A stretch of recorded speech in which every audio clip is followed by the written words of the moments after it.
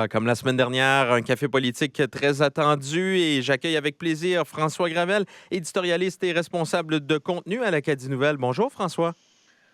Bonjour, Steve. Un tremblement de terre politique, je pense qu'on peut Oui, dire, qui s'est produit ce lundi. Alors oui, beaucoup de choses à parler aujourd'hui. absolument. Et Jacques Poitras, journaliste de CBC à Fredericton. Bonjour Jacques. Bonjour, oui, un peu d'extra caféine cette semaine. Ouais, j'ai l'impression que vous avez beaucoup à dire et on va sauter directement dans le vif du sujet. Tout d'abord, premier sujet, cette victoire de Susan Holt. Quels messages qui ont été lancés de la part des électeurs? Quel message la première ministre désignée lance le soir de sa victoire et quelles sont les prochaines étapes? Toutes ces discussions-là entourant le gouvernement majoritaire du Parti libéral. Tout d'abord, François? Je regardais hier la conférence de presse de Susan Holt, à laquelle Jacques a participé d'ailleurs. Madame Holt avec l'ensemble de son caucus. Et c'est magique, l'arrivée d'un nouveau gouvernement, là. Tout le monde vit encore l'euphorie de la victoire. On est encore sur l'adrénaline. Tout est possible, aucun problème n'est trop gros pour être réglé, aucune décision impopulaire ou encore choix difficile n'a encore été annoncé. Tout va bien. Dans le cas des libéraux, s'ajoute le fait en plus qu'ils ont remporté une victoire spectaculaire, leur plus importante depuis Frank McKenna, leur plus significative peut-être aussi. Cette victoire-là est différente, je vous dirais, de celle de Sean Graham ou de Brian Gallant, en particulier pour des Acadiens, bien sûr, en raison de leur relation difficile avec Blaine Higgs et son gouvernement. Et une victoire historique, bien sûr, avec Susan Holt, devenue la première femme à devenir première ministre du Nouveau-Brunswick. Ce sentiment d'euphorie-là va se poursuivre pendant encore un certain temps, mais bien sûr, ça va finir par changer. La réalité va frapper de plein fouet parce que, bon, dans son discours d'acceptation, Susan Holt a beaucoup insisté sur l'espoir, sur le changement. Ce sont des thèmes porteurs, vendeurs, mais qui vont peut-être aussi finir par mener à des déceptions. La personne qui n'a pas de médecin de famille n'en aura pas demain parce que les libéraux arrivent au pouvoir. La personne qui a vu son loyer doublé au cours des dernières années en raison de l'absence de plafonnement des loyers ne va pas voir son loyer diminuer avec l'arrivée en poste du premier ministre. Mais ça, ce sont des problèmes pour plus tard. Le premier test de Susan Holt, c'est la mise sur pied de son premier conseil des ministres et c'est là qu'on va voir de quel bois elle se chauffe. Oui, exactement. Puis la sermentation le 2 novembre prochain. Jacques Poitras, comment vous avez vu cette victoire des libéraux? Bien, on dit souvent au Nouveau-Brunswick, nous élisons pas des nouveaux gouvernements, nous rejetons les gouvernements sortants. Et je pense que c'est ce qui est arrivé. J'ai eu la chance d'analyser un peu la stratégie libérale mardi matin. Ce que j'ai appris, c'est que le politique 713 n'était pas impopulaire, et on l'a vu dans le sondage, mais la perception que Blaine Higgs était préoccupé avec cet enjeu créait une perception dans l'électorat qu'il ne passait pas assez de temps sur les questions de santé et abordabilité. Et ça, c'est pourquoi on a vu Susan Holt très stratégiquement qui a penché presque à 100% sur ces deux enjeux-là. L'autre chose que les sondages libéraux ont montré, c'est que la perception avec le rébellion dans le caucus PC empêchait la vue de Blaine Higgs comme un chef, un bon gestionnaire, quelqu'un qui pouvait travailler avec des équipes. Et c'est à cause de ça que les libéraux ont vraiment parlé de l'équipe Holt qui travaille pour vous. Et ces deux stratégies ensemble expliquent un peu la victoire. En particulier, je comprends qu'à Saint-Jean, la perception de Higgs comme un chef qui ne pouvait pas gérer son caucus a vraiment changé la dynamique pour les candidats libéraux. Et justement, bon, on parle du Parti progressiste conservateur, déconfiture totale, échec de la stratégie de campagne, X battu dans Quispam 6. Et quand même, il y aura des douloureuses conversations à venir au sein de ce parti concernant la suite des choses. Jacques Poitras, tout d'abord, on s'en va dans quelle direction et qu'est-ce qu'on fait du côté des PC?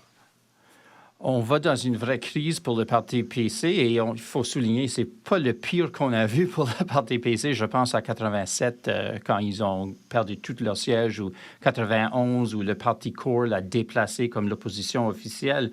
Mais on a vu pendant la campagne que les PC réagissaient aux engagements libéraux. Ils ne parlaient pas de leurs promesses sur le TVH. Ils parlaient de pourquoi la promesse pour les infirmières était trop chère, pourquoi les promesses libéraux sur le logement n'étaient pas réalistes. réagissait toujours, mais Blaine Higgs parlait de les enjeux que Susan Holt mettait sur la table. Si le parti PC réalise qu'il faut vraiment parler des enjeux comme les soins de santé, l'abordabilité, il y a peut-être un espoir qu'il peut rebondir de cette situation. Mais on sait que les modérés, les progressistes conservateurs, plusieurs sont plus là maintenant. Le caucus qui reste était très fidèle à Blaine Higgs, mais c'était des députés qui suivaient Blaine Higgs, qui étaient prêts à accepter sans question ses idées. Alors, et Higgs lui-même n'est plus là dans le caucus. Alors, ça laisse une vide dans le caucus, une question de quelle direction ils vont prendre. Et ce débat-là va dérouler dans les prochaines semaines et les prochains mois. Et on voit déjà des indices que ça ne va pas être un débat nécessairement trop poli ou civil. François Gravel, comment on se relève de cette déconfiture de lundi soir? La déconfiture, comme vous dites, Steve, subie par le Parti progressiste conservateur est une bénédiction aujourd'hui pour ce parti parce qu'elle le force à subir un gros travail d'introspection. Les conservateurs ont maintenant 4 ans devant eux là, pour régler leurs problèmes et ça ne sera pas de trop. Ils ont mené une campagne négative. Ils étaient dirigés par un chef qui voulait amener son parti beaucoup plus à droite, comme les partis conservateurs de l'Ouest canadien. Et les électeurs ont rejeté cette vision-là. Le chef a été défait dans sa circonscription. 5 ministres ont perdu leur siège. C'est un message très fort et très clair de l'électorat. Maintenant, il faut voir comment les conservateurs, eux, vont accepter ce message. L'autre problème, et j'en viens d'en parler un peu, le parti est divisé. On le savait déjà, il y a des ministres importants, des députés de longue date qui sont partis en claquant la porte ou qui ont été poussés vers la porte de sortie par Blaine Higgs lui-même. Certains ont travaillé pour les libéraux lundi. Mais dans les derniers jours, on a vu des conservateurs laver leur linge sale en public. La présidente du parti, qui est une fidèle de Blaine Higgs, là, qui a mené la fronde pour empêcher la révision de son leadership, a réglé des comptes avec des opposants dans les médias sociaux. La députée Sherry Wilson et l'ancien député Ross Wetmore ont échangé des mots qui n'étaient vraiment pas des mots doux sur Facebook. Et même Paul Dastou, le chef de cabinet de Blaine Higgs, un vrai de vrai fidèle là, au chef et au parti, a confié que son parti avait peut-être penché trop à droite et que ça ne passait pas auprès des décideurs. Alors, il y a une lutte qui s'annonce entre les progressistes qui ont été tassés par Blaine Higgs, qui ne sont plus là aujourd'hui, qui vont peut-être vouloir reconquérir leur parti, et ceux qui trouvent que le virage à droite doit se poursuivre, et il se pourrait que les couteaux volent bas. Et puis, dernier des 3 partis importants de la province, on parle du Parti vert qui a perdu quelques plumes. David Coon, réélu, mais semblait vraiment plus préoccupé par la défaite des progressistes conservateurs. Il voulait célébrer ça. On se souviendra de son entrée triomphante dans le fameux Dolan's Pub à Fredericton où se tenait le fameux quartier général là, du Parti vert. Le parti qui semble reculer un peu. Grande défaite dans Quête-Nord aussi. Kevin Arsenault qui a été défait par le libéral Pat Finnegan. François, comment vous voyez ce qui va se passer prochainement pour le Parti vert? Il y a 2 manières de juger le Parti vert, son résultat. La première, c'est en tant que tiers parti. Il a fait élire 2 députés. Au Nouveau-Brunswick, c'est un succès, ça, pour un tiers parti. Le chef a été élu, c'est un succès, ça aussi. Il va y avoir une présence à l'Assemblée législative. Donc, c'est un recul, mais pas une disparition, comme d'autres tiers partis l'ont subi, la People's Alliance, notamment. L'autre façon de juger le résultat électoral du Parti vert, c'est selon les objectifs qui avaient été établis par le chef, David Coon. M. Coon a fait campagne en disant que vert, c'est la couleur du changement. En fin de compte, c'est Susan Holt et les libéraux qui ont fini par l'incarner, ce changement. M. Coon a fait campagne en disant qu'il aspirait devenir premier ministre et que sinon, il voulait à tout le moins obtenir la balance du pouvoir. Il n'a obtenu ni l'un ni l'autre. Et dans ce contexte, sa campagne a été un échec retentissant. Il a perdu Kevin Arsenault, c'est une très lourde perte.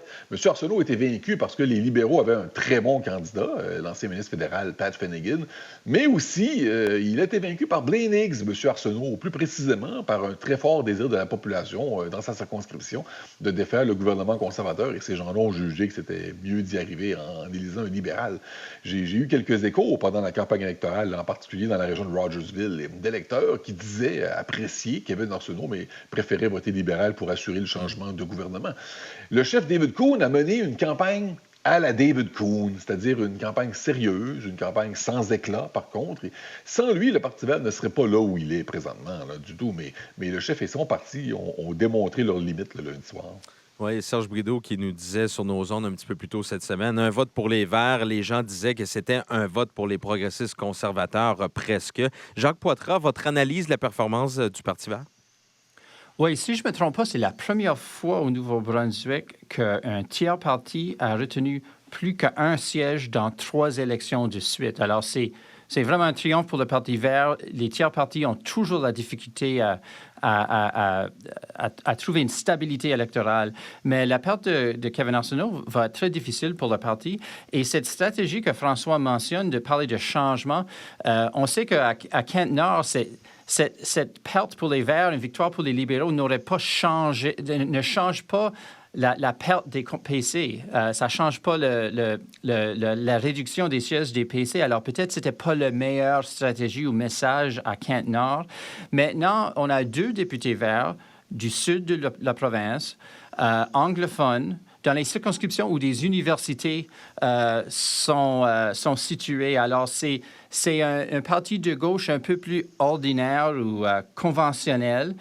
Kevin Arsenault est une militante de la gauche, mais une différente gauche, je trouve, plus rurale, populiste dans le sens progressiste, un vrai ambassadeur du parti dans le nord du Nouveau-Brunswick qui rêvait de rendre le Parti vert l'alternative aux libéraux dans le nord de la province. Alors, oui, les Verts ont une présence, mais leur horizon est diminué avec la perte de Kevin Arsenault, absolument. Et puis maintenant, les cafés. Jacques Poitras, à qui vous donnez une extra dose de caféine cette semaine? J'ai un café sucré pour Jean-Claude Damour, député de la région de Mazawaska, qui a gagné pour la 3e fois au niveau provincial cette semaine. C'est son 6e mandat comme député, soit au fédéral ou au provincial, mais c'est la première fois qu'il sera membre d'une caucus majoritaire libéral aux côtés du pouvoir. Alors, M. Damour, finalement, a la chance de peut-être faire plus de choses comme député. Félicitations. J'ai aussi des cafés sucrés pour certains membres du Parti libéral du Canada qui étaient très vite en félicitant Susan Holt lundi soir, Christy Clark, l'ancien premier ministre de Colombie-Britannique, Mark Carney, ancien gouverneur du Banque du Canada, Anita Anand, Chrystia Freeland, des ministres dans le gouvernement Trudeau. Peut-être que c'est une coïncidence que tous ces membres-là sont mentionnés comme potentiels candidats pour remplacer Justin Trudeau comme chef du Parti libéral du Canada. C'était des félicitations très, très rapides lundi soir. François, vos cafés? Des cafés sucrés à tous les citoyens de Shippagan. La chef libérale, Susan Holt, ne leur a pas promis un nouveau pont, comme on le sait, mais quand elle va vouloir s'informer sur le dossier, elle ne manquera pas de gens dans son caucus pour la sensibiliser. Il y a 2 lecteurs de l'Acadie Nouvelle et auditeurs du Café politique qui m'ont écrit cette semaine pour porter à mon attention que 4 députés libéraux qui ont été élus lundi soir sont natifs de Shippagan et même finissants de l'école Marie-Esther. Il s'agit des députés Éric Mallet, Isabelle Thériault, Robert Gauvin et Lynn Chantal Boudreau. Donc, beaucoup de gens pour expliquer l'enjeu à leur chef si le besoin se fait sentir. Café sucré aussi à tous les libéraux qui, depuis le déclenchement de la campagne électorale, m'ont prévenu, pas tous les libéraux de façon générale, mais ceux qui m'ont prévenu que Blaine Higgs était en danger dans sa propre circonscription de Quispamsis. J'ai eu des doutes, je l'avoue. Au moins 5 personnes m'ont mentionné ça pendant la durée de la campagne. Je croyais qu'ils prenaient leur rêve pour la réalité. Force est de constater qu'ils avaient vu juste. La défaite de M. Higgs dans Quispamsis, c'était un choc pour tout le monde, sauf peut-être pour les auditeurs du Café politique, parce que nous les avions prévenus la semaine dernière au Café que c'était quelque chose qui se discutait. Café un peu plus corsé pour Steve Outhouse. Ça, c'est le chef de campagne de Blaine Higgs, venu directement d'Ottawa pour diriger les troupes après avoir aidé les conservateurs de Daniel Smith à se maintenir au pouvoir en Alberta. M. Outhouse est arrivé avec la réputation d'un organisateur de génie, une vedette de la droite canadienne avec la réputation de la trempe de ceux qui permettent à un parti politique de gagner des élections. Et je sens par contre que M. Outhouse ne mettra peut-être pas son rôle dans la campagne Higgs sur son curriculum vitae. J'ignore si c'est sa sa faute ou celle de son chef, mais la campagne électorale des conservateurs a été ratée, sauf en ce qui a trait au financement, il faut quand même le préciser. Mais le résultat final, lui, électoral, a été catastrophique. C'est le danger, je pense, de miser sur quelqu'un de l'extérieur là, qui n'est pas familier avec l'électorat qu'on lui demande de conquérir. Le Nouveau-Brunswick, ce n'est pas l'Alberta. Il y a plusieurs personnes qui l'ont découvert à la dure lundi. Et je termine, parce que j'en avais plusieurs aujourd'hui, en ce lendemain électoral. Café sucré au député libéral et peut-être, on présume, le futur ministre Robert Gauvin. C'est lui qui a obtenu le plus grand nombre de votes lundi. En fait, il y a seulement 2 députés qui ont obtenu plus de 6 000 votes, M. Gauvin et Isabelle Thériault. Et dans le cas de Mme Thériault, elle a remporté près de 90 % des voix exprimées dans la circonscription de Caraquet.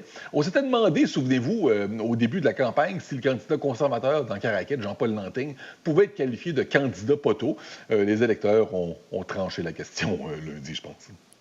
J'allais dire que le niveau d'appui pour Isabelle Thériault, ça me fait penser à Kim Jong-un au Corée du Nord. On ne voit pas normalement des marches de victoire comme ça dans des pays avec des vraies démocraties. Mais messieurs, oui, on finit là-dessus. Et puis moi, je vous donne un café, 2 sucres à chacun, encore une fois, pour votre pertinence ce matin. François Gravel, éditorialiste et responsable de contenu à l'Acadie Nouvelle. Jacques Poitras, journaliste de CBC à Fredericton. Merci beaucoup, messieurs. À la semaine prochaine. À la prochaine.